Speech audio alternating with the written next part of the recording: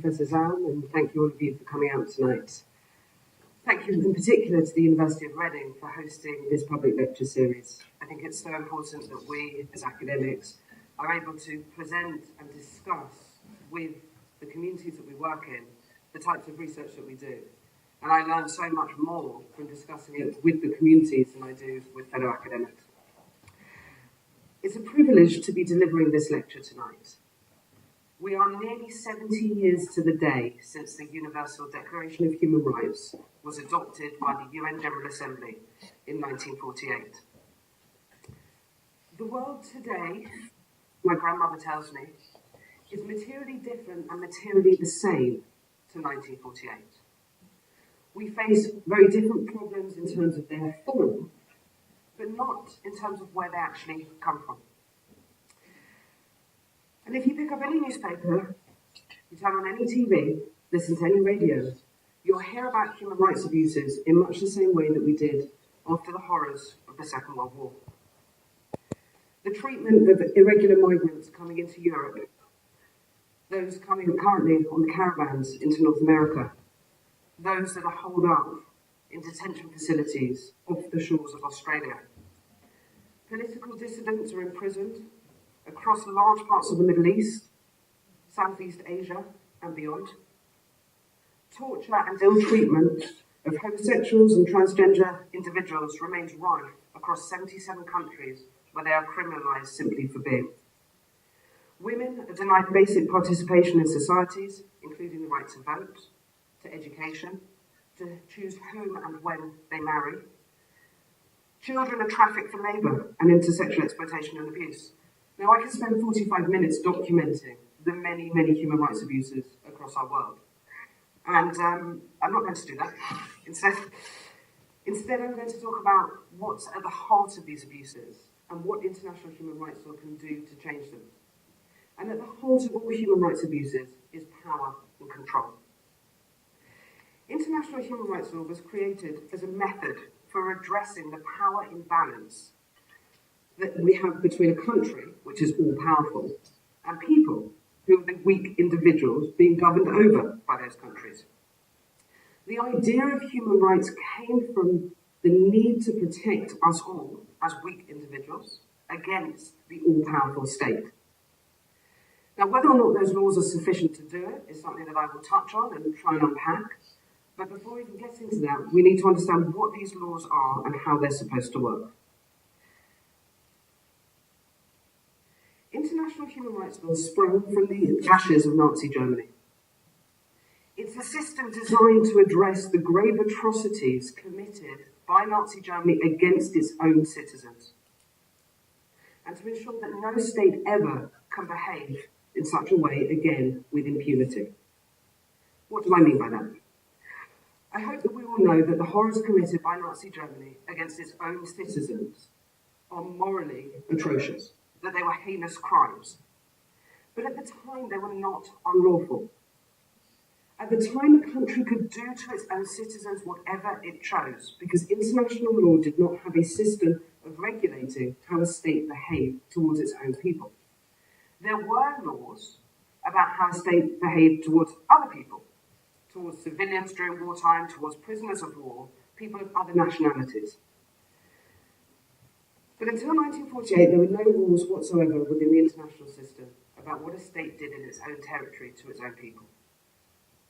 So when the Nazis implemented mass discrimination, ill treatment, forced displacement, imprisonment without charge, and death against its own people, whether they were Jews or communists or people with disabilities or people from racial minorities, it was not doing something wrong in law. And I can't stress this enough, because I hope it seems shocking to everyone in the room. But it stems from the disconnect at that time between the systems of laws within a country and the laws in the international arena that governed how countries behaved.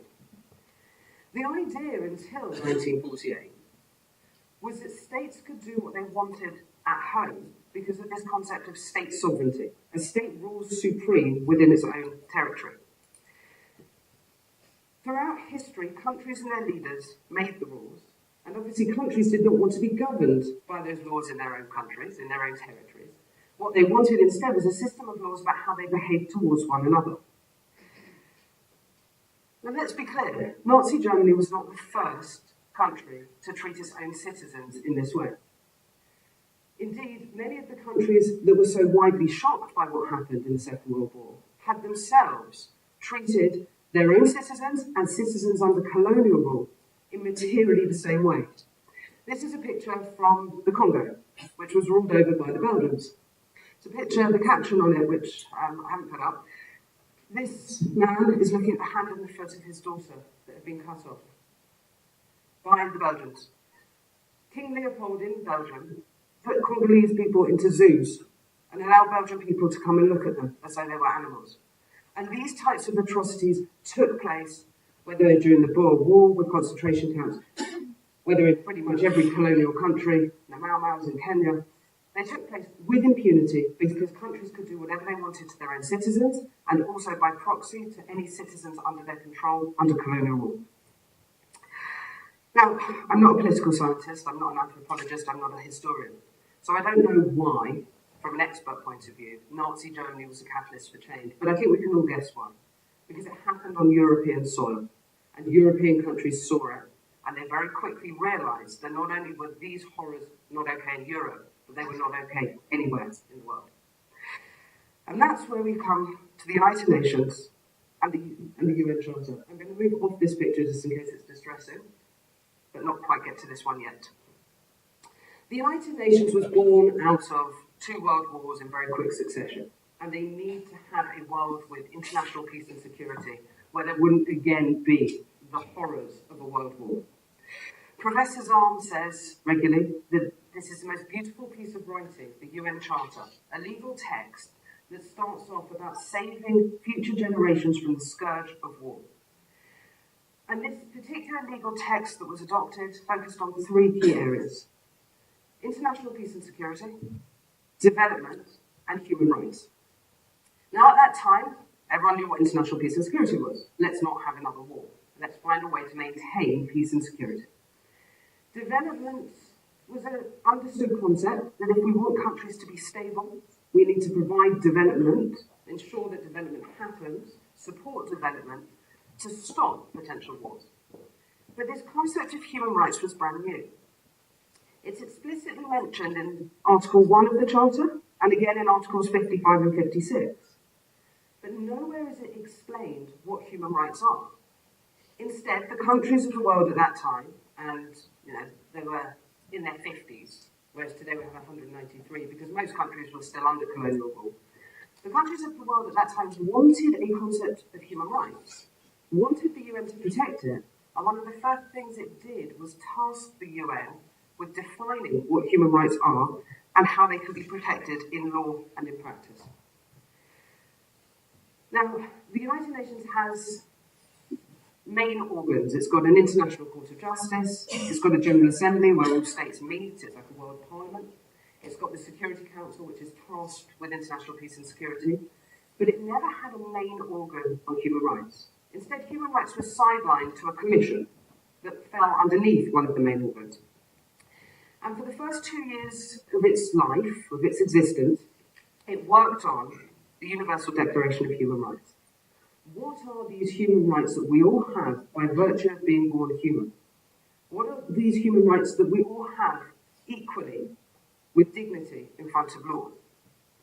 And on the 10th of December 1948, the General Assembly adopted the Universal Declaration of Human Rights. This is the text of the Universal Declaration of Human Rights. And in this text, you'll see, if you're near enough, that it's in French. It actually was produced in the two official languages at that time, English and French, although we now have 6 of the United Nations. And let's hope it's there. Okay. It begins with Article 1 that says all human beings are born free and equal in dignity and in rights. This is the binding concept of international human rights law. By virtue of being born human, no matter what our characteristics, where we're born, who we are, we all have the same equality and dignity in front of the law and hold the same rights.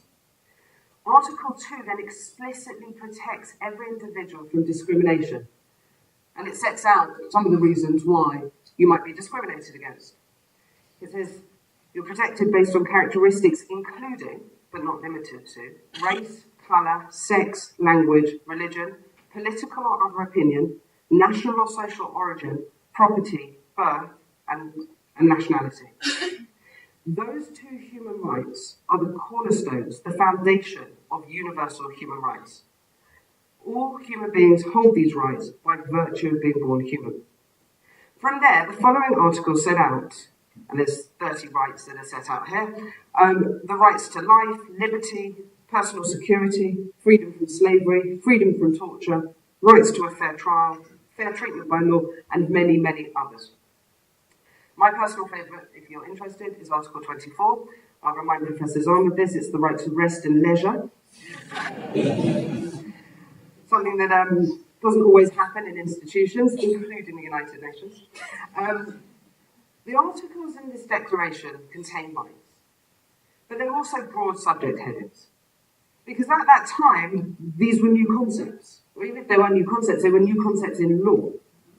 And so much of what we now have developed as our system of international human rights law falls under these chapter headings and has been developed consistently by different mechanisms and different bodies and different judges and different courts over the past 70 years.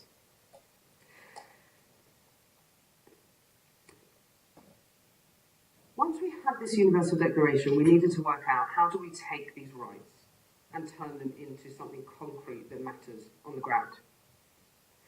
Because although this is the foundation for human rights, it does not contain any international laws that bind any particular country. It's a declaration. And in the UN world, a declaration is exactly what it says on the tin. It's something that countries have declared. It's not a legally binding treaty. It's not something that can be used in a courtroom. It is simply demonstrating the political will of a group of states at that time. Now, with a declaration, countries may register that they disagree with it. So this was declared at the General Assembly. The countries at the General Assembly at the time did not all agree with the Universal Declaration. 8 of them voted against it, and 2 of them abstained.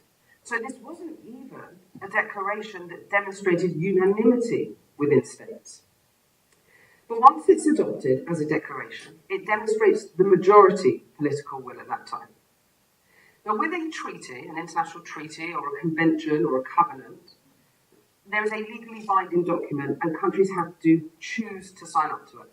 They have to say, we are going to be bound by these laws. With a declaration, the 8 countries that voted against and the 2 that abstained were not bound by this any more than the countries that voted in favour.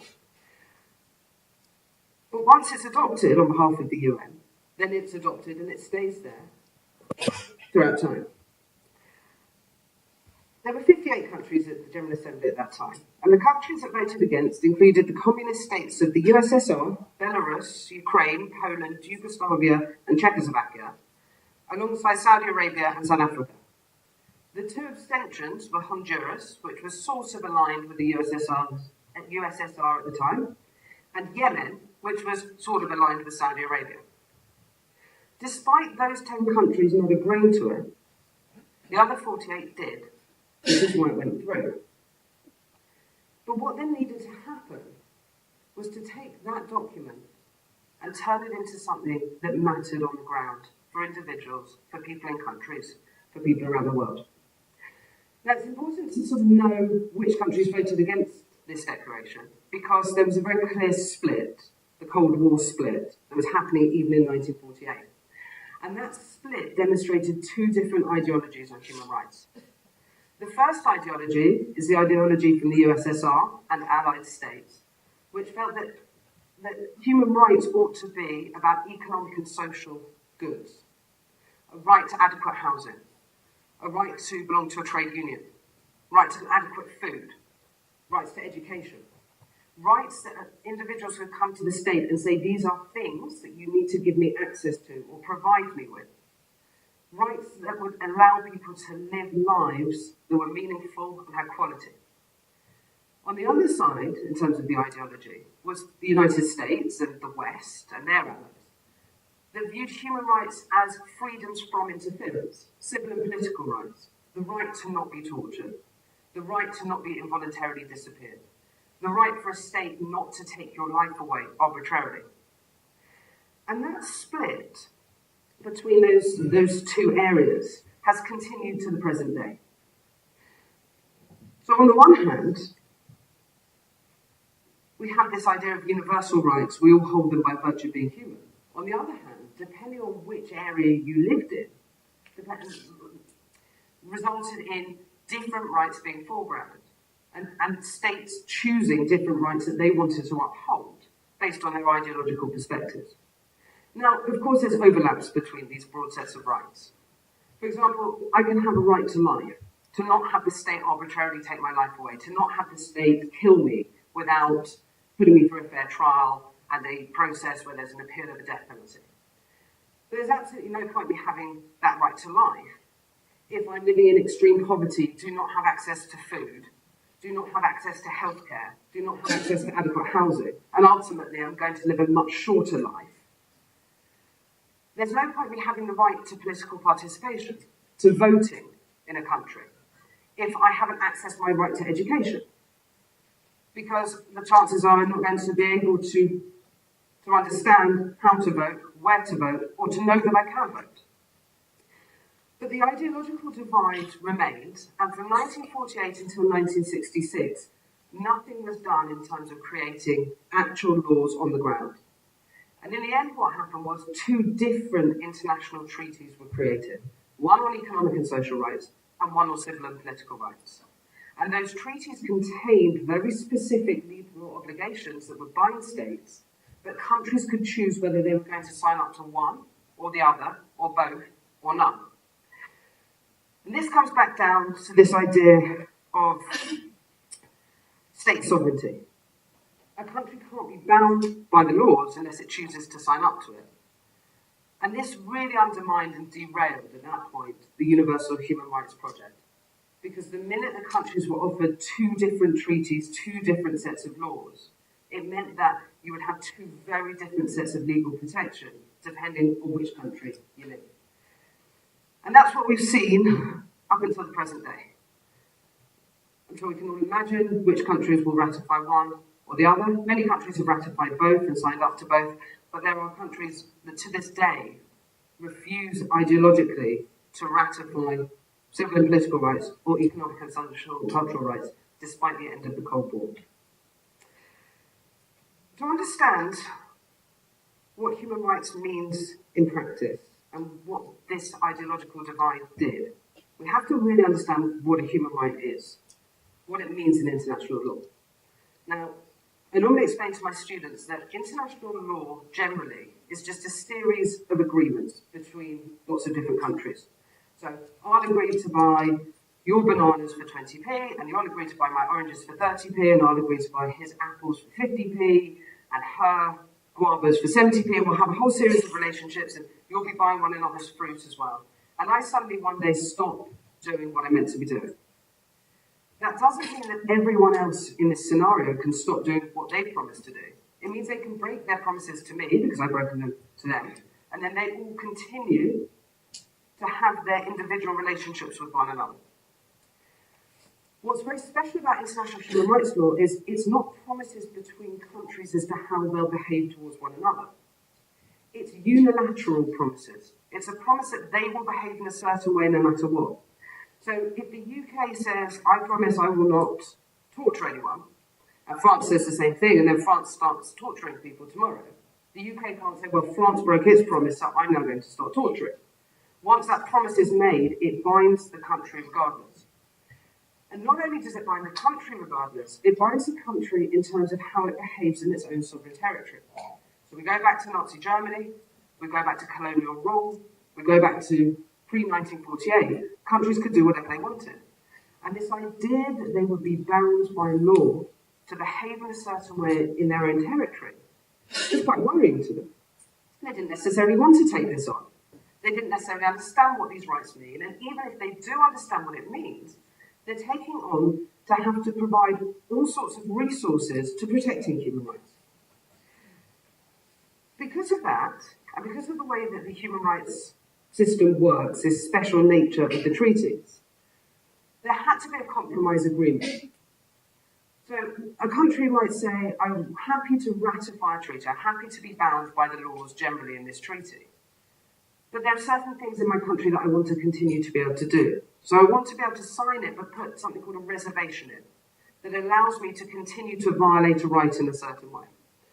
So an easy example is when the UK ratified the Convention on Eliminating Discrimination Against Women, it put a reservation in saying that it would allow male-born royalty to become kings over an older sister who ought to have become the queen. Or it put in a reservation saying we don't want frontline female soldiers. We believe in equality of women, but we want to make sure that our frontline soldiers are only men. So, you're making a puzzled face about the frontline soldiers. I don't think they do it anymore, but it was at the time that they ratified the treaty, and lots of countries have done that. I don't understand how armies work, but there's something about women fighting at the front. What then happens is that we have this idea, this great ideal, that we all have the same rights by virtue of being born a human. But those rights, as they're actually being implemented on the ground in practice, start splintering out. And depending which country you live in, depends which rights exist in law, what reservations there are to those rights, and what kind of recourse you can have if those rights are violated.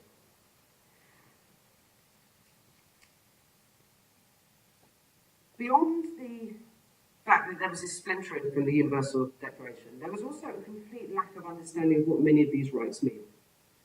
Because we're in 1966, and lots of countries say, absolutely, we are going to ratify the Convention on Civil and Political Rights, and in particular, we don't like torture. Right? Torture, I think, generally is accepted as something that countries don't want to admit that they like doing or that they are doing. Want to pretend that even if they are doing it, the waterboarding maybe isn't actually torture, it's something else. But there wasn't any court documents, jurisprudence, legal rulings, information about what these rights meant, because they were brand new. And I use the torture example because throughout all of the sort of human rights discussions and understandings amongst states, torture and slavery are probably the two that states have always said, we do not believe in. We do not want to violate those rights. And lots of countries said, we don't want to torture. We don't believe that we are torturing, but they didn't know from the 4 lines in the convention what torture and ill treatment meant. And so Amnesty International in the 1960s and 1970s spearheaded a campaign, I'm sure you've all heard of Amnesty, they started focusing on torture, saying there are all these countries in the world, from France to Egypt and beyond, who have committed to not torture and yet are still torturing as a matter of routine. We need to have a special convention, a special treaty that sets out what torture is. This was one of their conferences. They had many, many conferences, many meetings around the world, particularly in Latin America, particularly in the Middle East, to try and flesh out what torture actually is so that the law could protect it properly. Over a 20-odd year period, they negotiated, they did fact-finding, they went to meet with torture victims and with governments, and eventually the Convention Against Torture was created in 1984.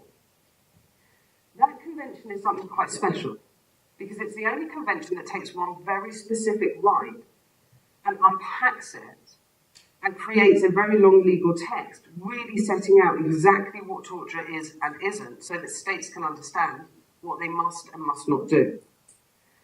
Currently, 83 of 193 UN member states have signed up to this convention, which doesn't sound like very much.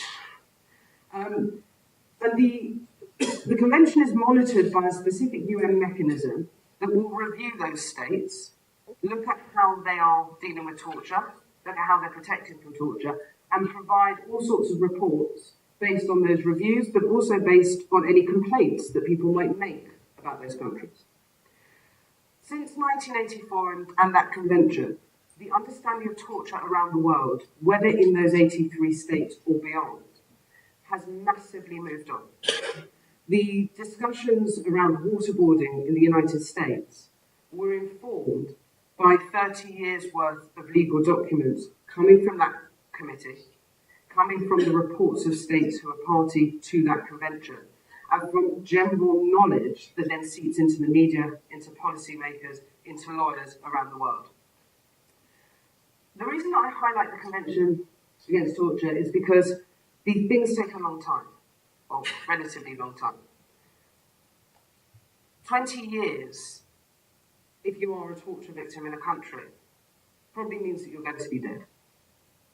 At the same time, our knowledge today and understanding of torture, based on that 20 years negotiations, means that vastly more people are protected from having that right violated all around the world. But it's not just torture that has its own convention. If we go back to this idea of the Universal Declaration and Article 2 and non-discrimination, at the time it was felt that no one particular group ought to have their own special treaty. If we all have human rights by virtue of being born human, then we all have those rights regardless of whether we are men or women, regardless of our ethnic background, our social status, or our nationality. It was discussed during the drafting of the Universal Declaration whether there ought to be very specific treaties, particularly, starting point, with women. And it was said, no, that would undermine this universal nature of human rights. Well, within about 2 years, it became clear that even though lots of states said they supported the Universal Declaration, in a third of the countries around the world at that time, women didn't have the right to vote, women didn't have rights to education, women didn't have the right to choose whom they married or at what age. Women were still seen as property of their fathers or of their husbands. And while the negotiations were going on about creating these two separate conventions on civil and political rights and economic and social rights, the women's movement at the UN got together in a sub-commission and started the process of creating a separate convention on eliminating discrimination against women. This movement took place. The women's rights activists who were around at that time said they did lots of work while everyone else did nothing on the rest of human rights. But this sped ahead over that 20-year period between the Universal Declaration and the two conventions. We now have today, as a result of that work, a very specific convention on eliminating discrimination against women, recognising that women have had a long history of subjugation, disempowerment, and that they might need additional protections to make sure that their fundamental rights can go ahead. As a result of that work, we now also have a specific convention on the rights of children as a vulnerable group, the rights of people with disabilities, rights of racial minorities, and there are many others in the making. They're currently negotiating ones on rights of older persons, rights of, and this sounds very pejorative, but it's a UN word, the rights of peasants and rural workers. We have ones on the rights of migrant workers. We recognise in human rights law that even though there is this universal nature, if you have particular vulnerabilities, you might need countries to specifically protect your rights. So, that's all the background, and now we can get to the actual human rights violations and the problems. What are these laws, and why do they matter? It's all well and good that a country will say, I'm being bound by an international law to not torture.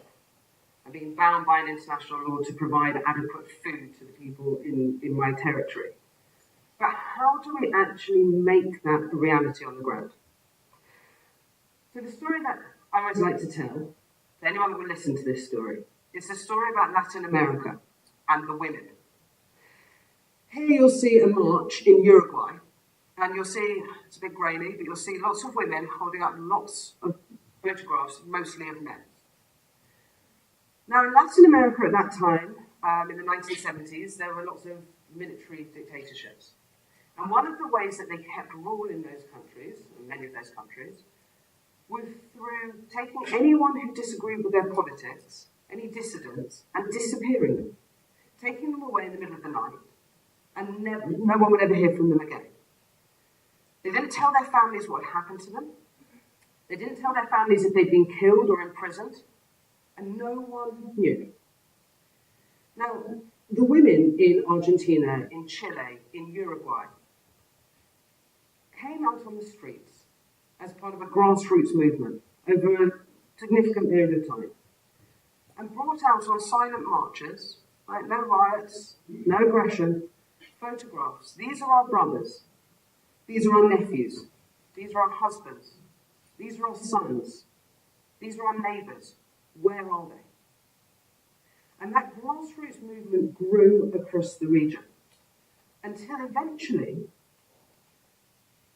the general public came out with them and said, we will no longer have these military dictatorships that disappear people.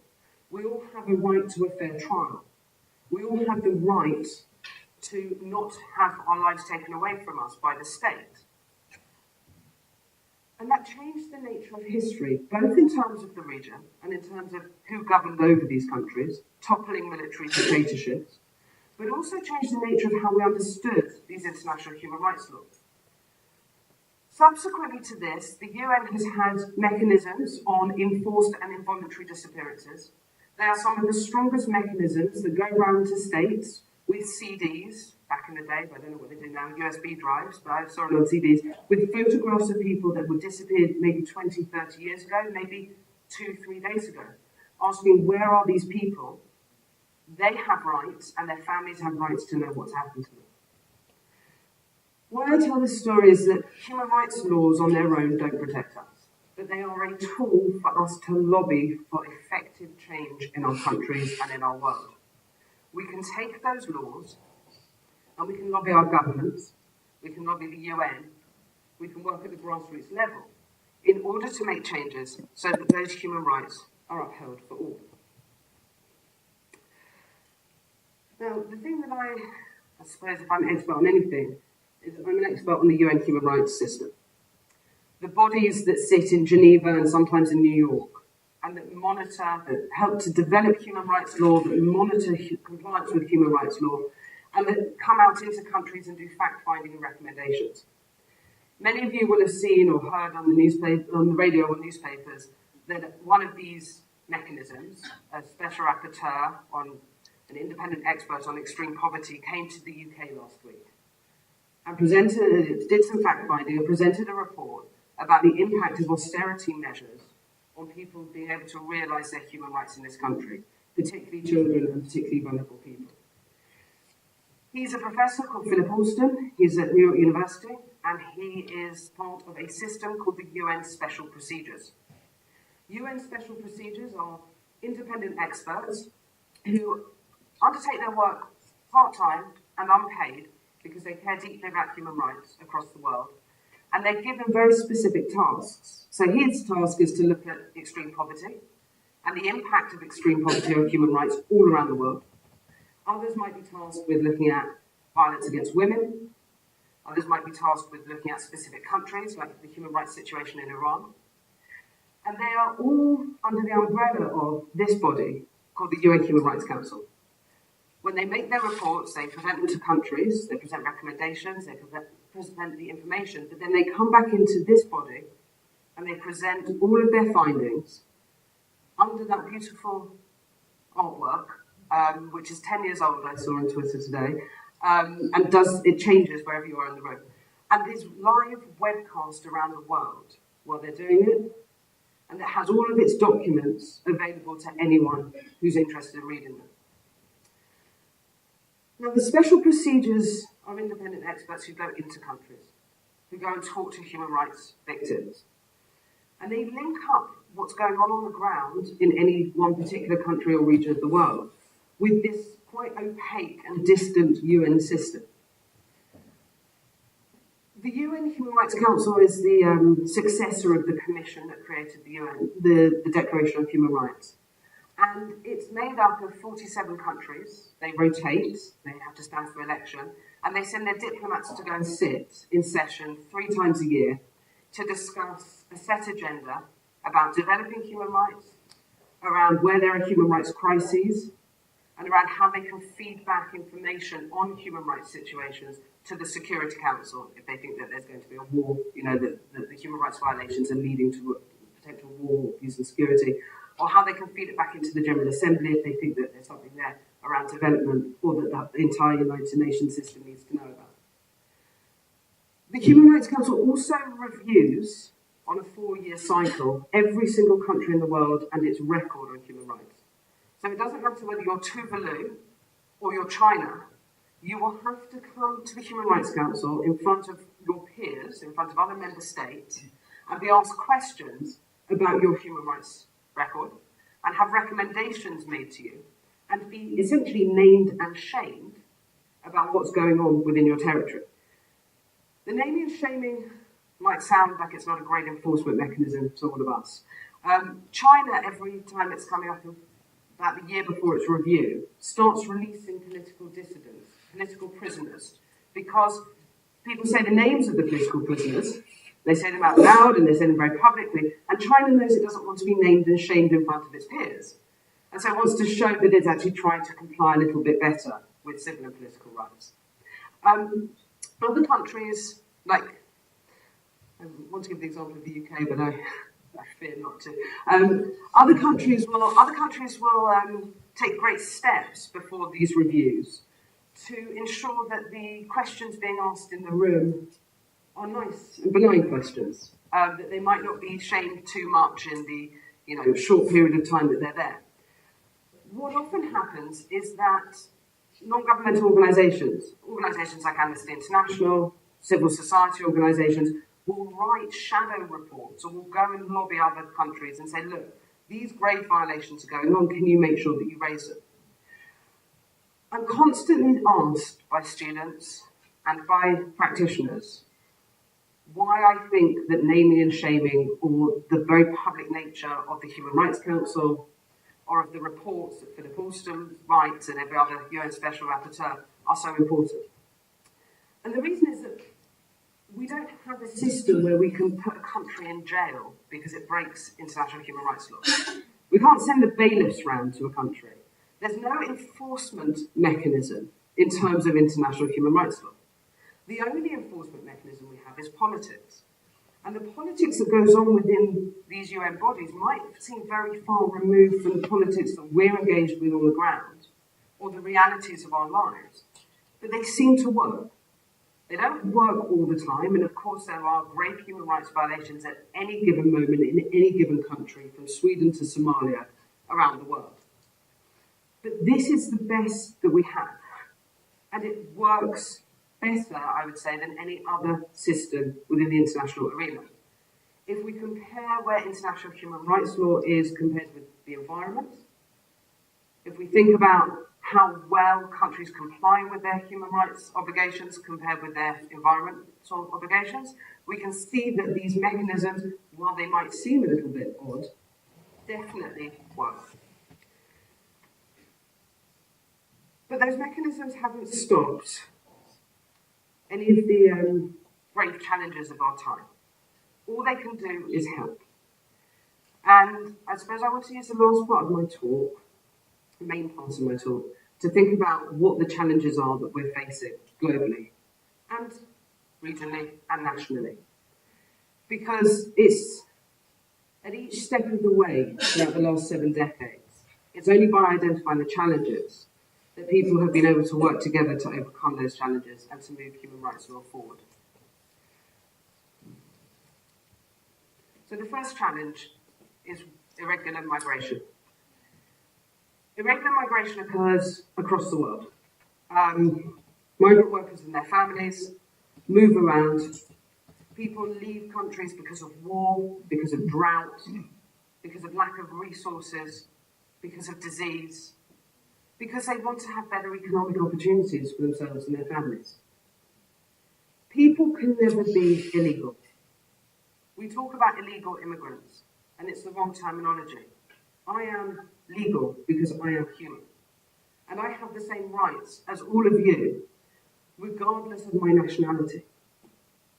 When irregular migrants land on the shores, this is the European Union, land on the shores of any country or any region, they bring with them the rights that they were born with by virtue of being born human. And yet, one of the biggest challenges that we face is how countries deal with these people so differently to the people that already live legally, lawfully, with citizenship within their midst.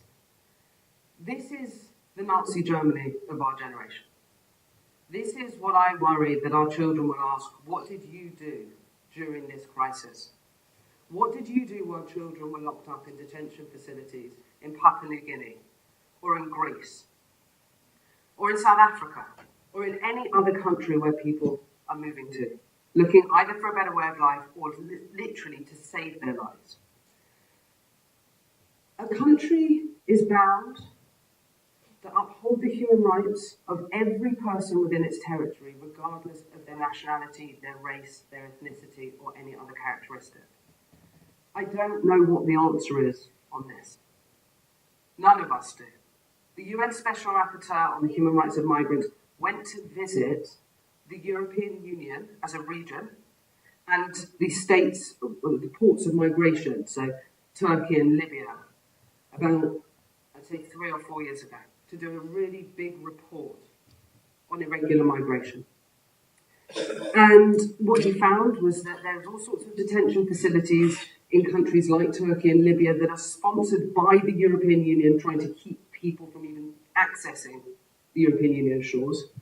What he found was the massive violations of rights, the mass human trafficking that occurs when people are locked up in detention facilities and offered a way out, even if that means that they are sex trafficked or they are human trafficked for labour. The report made a really big splash for about 5 minutes and then was forgotten about. What we know is that nothing is being done to ensure that Italy, Spain, Greece, or any other country where people arrive in Europe upholds the rights of these migrants. They're not illegal, they're people, and they hold the same rights as all of us. Now, the only way to move forward in terms of irregular migration is through politics.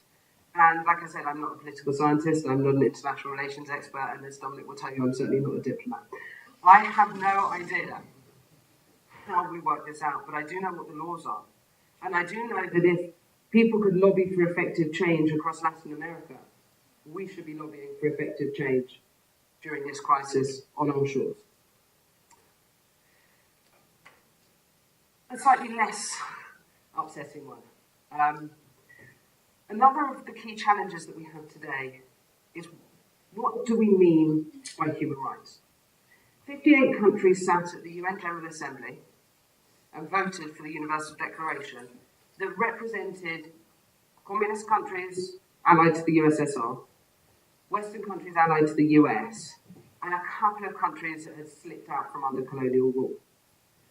We now have 193 countries in the world, and many of them say our understandings of human rights, what we believe in as human rights in our own countries, are not represented in that Universal Declaration.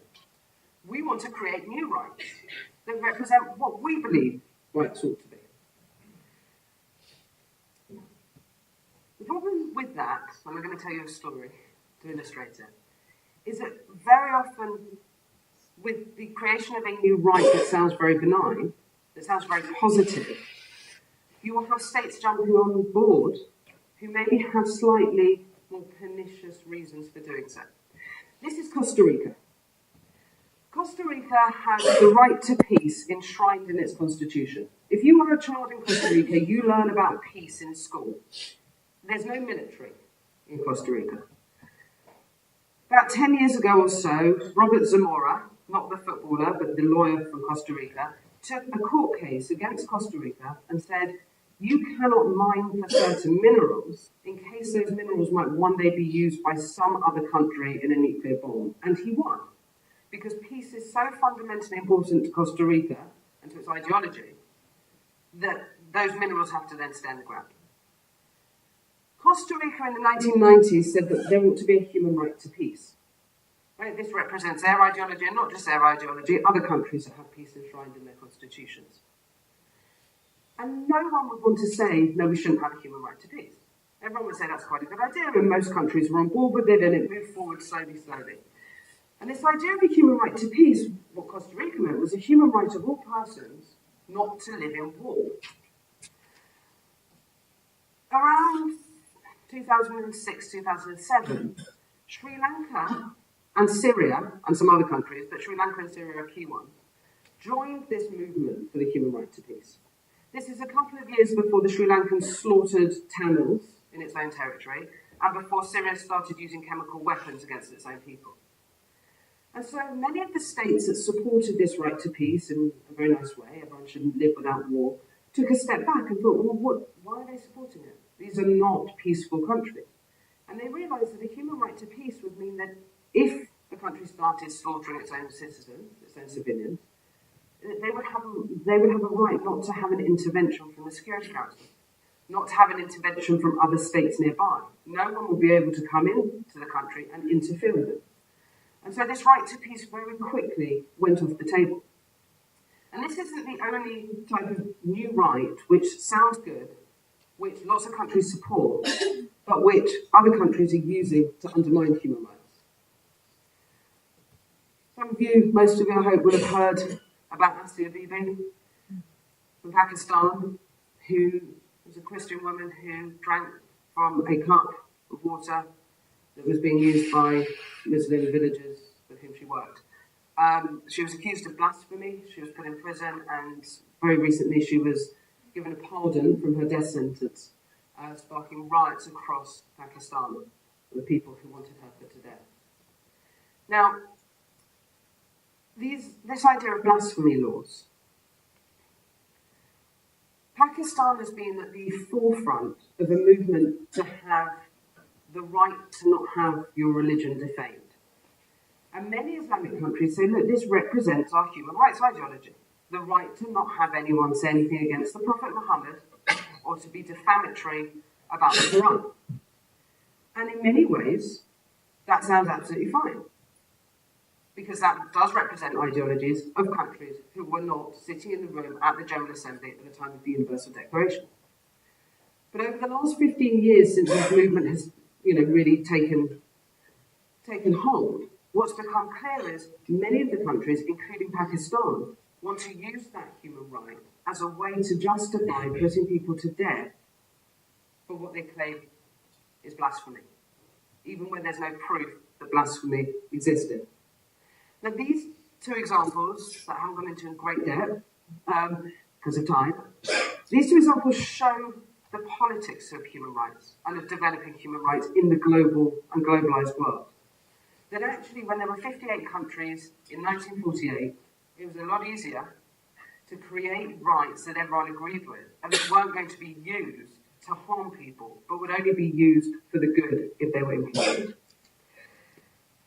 I'd say that the third biggest problem, maybe the last one that I'll end on so there's room for questions, is around universal rights and cultures, histories and religions, what we call cultural relativism. On the one hand, we all hold certain rights by virtue of being born human. On the other hand, some people say, but what about my religious freedom? What about my freedom to practice female genital mutilation on my child? How do you balance out my culture and heritage against these universal rights that everyone has by virtue of being born human? What about countries like Liberia, which has just introduced a law banning any same-sex practices, any same-sex acts, and says it goes against the history and tradition of Liberia to allow lesbians and gays to openly have sex with one another? What about countries that say part of our history is colonial rule, and any interference in what we do in our states, including through human rights, goes against our right to overcome colonial rule? And I say that that's probably the biggest challenge for academics, but also for people on the ground. To what extent do we believe that the universal nature of human rights means that we can block religious practices, cultural heritage, traditions, and history? Now, I would sound really miserable by the end of these talks, because I've just gone through a list of all the things that are really difficult in the world. So to end on a really positive note, 70 years ago, the people who drafted this Universal Declaration would have had no idea that those laws would be upheld in the vast majority of countries, the vast majority of the time. Most countries want to uphold human rights laws, They turn to the UN and to one another for support in how to do it. They might not understand it, they might not have the resources for it. But most countries do not want to violate the rights of their own citizens. And I'd say that it's probably, sorry, Professor Zhao, it's probably the biggest success of the United Nations. Is not the Security Council, not the General Assembly, but what the United Nations has done to uphold the rights of individuals across the world and make their lives better.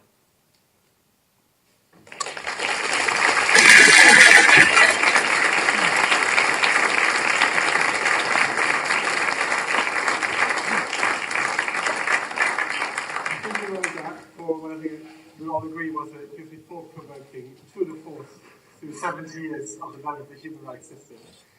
We have about 15 minutes for questions. I will take them in groups of 3. We have 2 roving microphones going through the room. Where are the microphones? Can you please raise your hands? One here. So I think we start in the corner over there. Please wait until you have the microphone before you. Okay, thank you, Professor Freedman, for your speech. It was nice. My question is about slavery. A country like Libya, 2 years ago, we saw in video they were selling black Africans. And also in Mauritania, it is still ongoing. So what is being done, or is it something to do about it? Thank you. The one over there, and then there's a third one over there. Let me take this one first.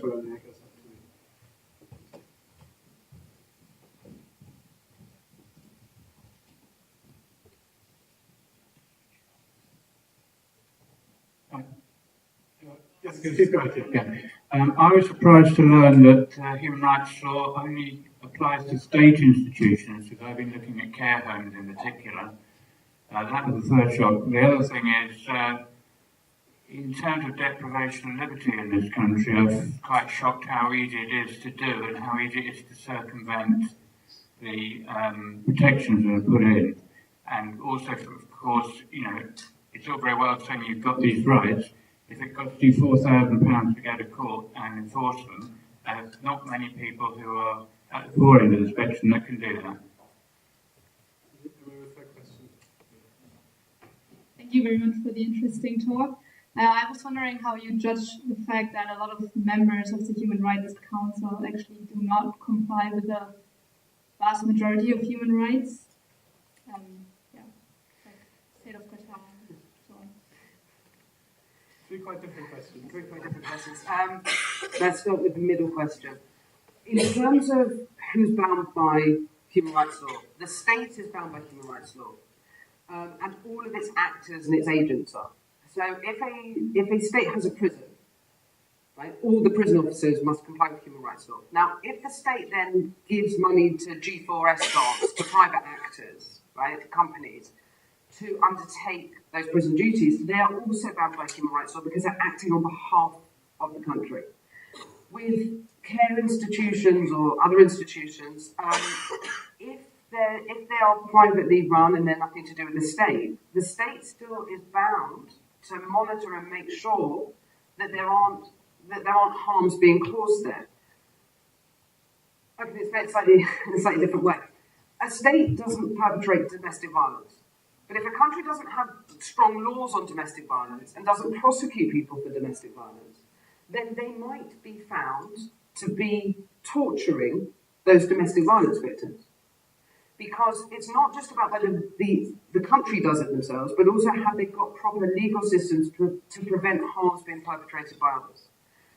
In terms of access to the law, I think it's a huge human rights issue, the fact that so much legal aid has been taken away in this country.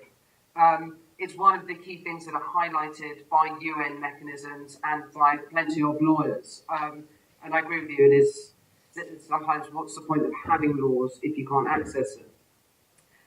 In terms of state-sponsored slavery and Mauritania and Libya and other countries,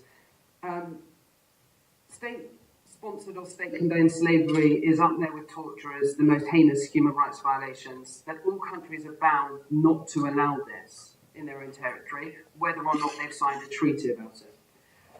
What can be done? We know that human trafficking and slavery is rife across the world. In Albania, currently, the sex trafficking of young women is rife, and this is a country that's trying to join the European Union. The only thing we can do, as with everything, is to share the information about it, to use the UN complaints mechanisms, to name and shame the countries, and to activate at grassroots level. All of which sounds like a cop-out, but it's the only way of moving forward with it. In terms of abuser states at the UN Human Rights Council, if the Human Rights Council were to say that it would only have states that comply with human rights, then it would have absolutely no members. Now, obviously, when you have the most grave abusers, so when Syria and Iran recently tried to stand, even Russia recently, either they withdraw or they actually don't get voted on. States do stand up in elections and try and block the worst abusers. But at the end of the day, this is a global organisation that needs to represent every region, and it needs to represent every type of state. And no one state can turn around to another and say, well, your abuses are worse than my abuses. And very often what we've seen with countries that join the Human Rights Council, who are not great on human rights, is that by the end of it, they have learned so much, right? Their capitals have had to be so engaged that they have changed the nature of human rights. I'm thinking about Sierra Leone as a particular example. That by sitting in that room and having to engage constantly on human rights, it has brought a whole level of knowledge back to the country. So I like to look on the positive side of that. Good. Take a second round of questions. In the far back, and then we have one over there, and the third one. And there's one there in the middle.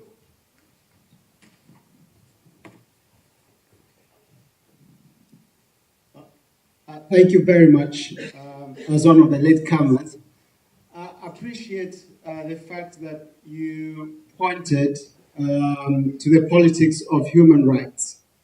Where I come from, in East Africa, for instance, politicians will be very quick, as you clearly pointed out, to say that, no, these human rights, they're not for us. That is colonial, this is recolonization.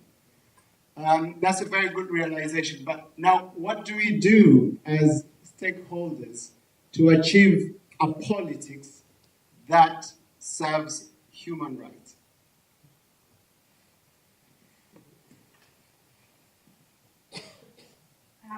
Thanks for your talk. I was interested that you put some of the responsibility actually on citizens to lobby governments. So I'd like to know what kind of action you think is we are, as citizens, we're responsible for. So is it enough just to sign some petitions, attend a demonstration every now and then, write to our MPs, or is there some other kind of action that you think is appropriate? I have a question here in the middle. Do you raise your hand, please, against it?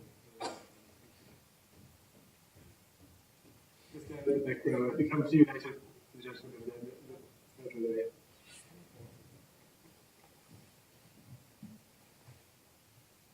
I think one of the rights is the right to private life. I think that one of the news stories is about celebrities, that they normally want to have that right. Is it possible that that can ever really be achieved when it comes to them? Over to you. Again, three really different questions. In terms of this idea that human rights are a neo-colonial tool of oppression, which is used very often at the UN. As well as the UN system, we also have three regional systems: the European system, the Inter-Americas system, and the African system on human rights. And there is now one growing in the ASEAN region. And very often with those different systems, they're looking very specifically at the area, the commonalities, the culture, the history, the tradition, and the particular types of rights violations going on within those regions. Where a country says that the international human rights law are a form of colonisation, very often the best thing to do is to turn to the regional or even the local, sub-regional institutions and organisations, because those countries are much less likely to be able to use that as an excuse to one another, but much more likely to use it as an excuse at the UN. And there is a lot of joined up thinking between what happens at the international and the regional and the sub-regional levels. And I would say that that is probably the best mechanism for addressing those issues. In terms of activism and what we can do, we can all do more all the time, I suppose. But we can only do as much as we choose to do. And I think we all bring our different skill sets. Some people bring the skill sets of marches and organising and lobbying in that way. Other people bring the skill set of arts and culture and using the arts and using their music or their books to highlight issues. Other people want to become politicians to make changes. I don't think it's for any one of us to say what another person ought to be doing. It's more about looking inwardly and thinking, what would I like to achieve and how best may I achieve that? I think a lot of the things, whether it's petitions or Facebook groups or things that are going on the internet, don't have the same change or the same effect for change in politics as we might want. And I think maybe in 10 or 20 or 30 years' time, when people who are slightly better at social media are in those political seats, then they will do. But I think nothing beats going out and actually doing activism in whatever way activism works for you, offline rather than online. In terms of rights to private and family life and celebrities, we all have the rights to private and family life, but the courts will say if you choose to put your life out there for everyone to know about, then you can't turn around afterwards and say, but I want to have my own privacy and family life, to the same degree as maybe a person who's kept their private and family life very separate to their work. Slightly related but different is the Google Spain case. Do we have a right, not just to a private and family life, but a right to be forgotten? If I committed a crime 20 years ago, 15 years ago, whenever Google started, do I have a right to apply to Google and say, I want that to be forgotten, I want that newspaper article to be taken down? And I think that's where we're at really with the right to private and family life. At what point can we tell technology that it has to forget certain things and protect my current family and my current private life? I don't have an answer. One more question.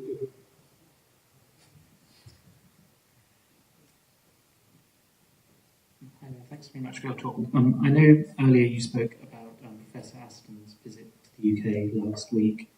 Given sort of Amber Rudd's initial reaction to the visit, how negative she was to it, what do you think are the chances of the UK government actually engaging with the report? There's a question in the back there.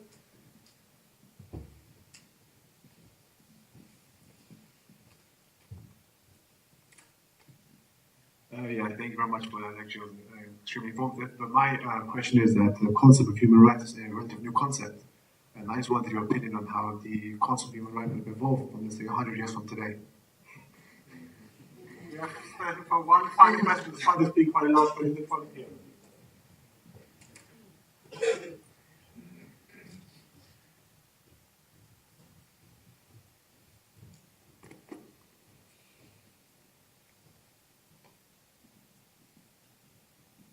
Hi, thanks again for your talk. My question is looking at Theresa May and her time at the Home Office.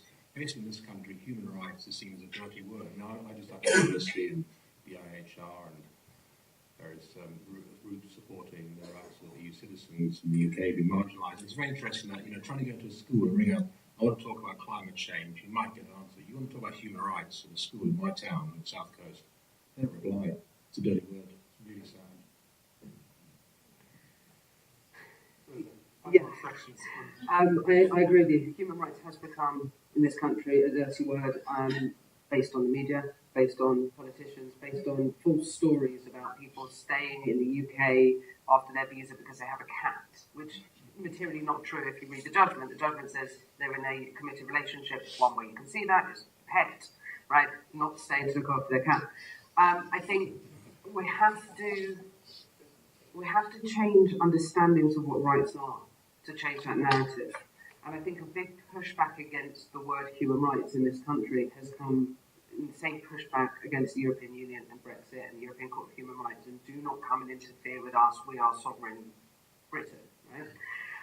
I don't know how that changes. Human rights are sewn into national curriculum, and they're just not called human rights. We talk about them as, the good citizenship, personal, social and health education, all of these things, and actually reclaiming them as human rights is really important. In terms of Alston and his report, and will anything come from it? Yes, I think things will. I think there'll be pressure in this country to make changes as a result of that report. But I think there'll also be an awful lot of pressure on the UK within the UN system and within the EU and within all sorts of multilateral arenas. We won't necessarily ever hear the government say we are making these changes based on that report, because that will then encourage other independent experts to come in and criticise the government. But what we have seen is that in the past, with reports that have been made of this kind of nature, that very quietly and slowly changes have been made to policy, but no one's ever told the Daily Mail about it, because then they would push back on it. And I highlight the Daily Mail because they're at the heart of criticising every single UN human rights expert that comes into this country, and normally in very deeply personal and defamatory language. Human rights in 100 years' time. I don't know what human rights will look like in 5 years' time. I'm sorry, I really can't answer that question. What my idealist lawyer head says is in 100 years' time, we won't need human rights because we'll live in such a wonderful, peaceful world. And I think I ended there. Thank you very much.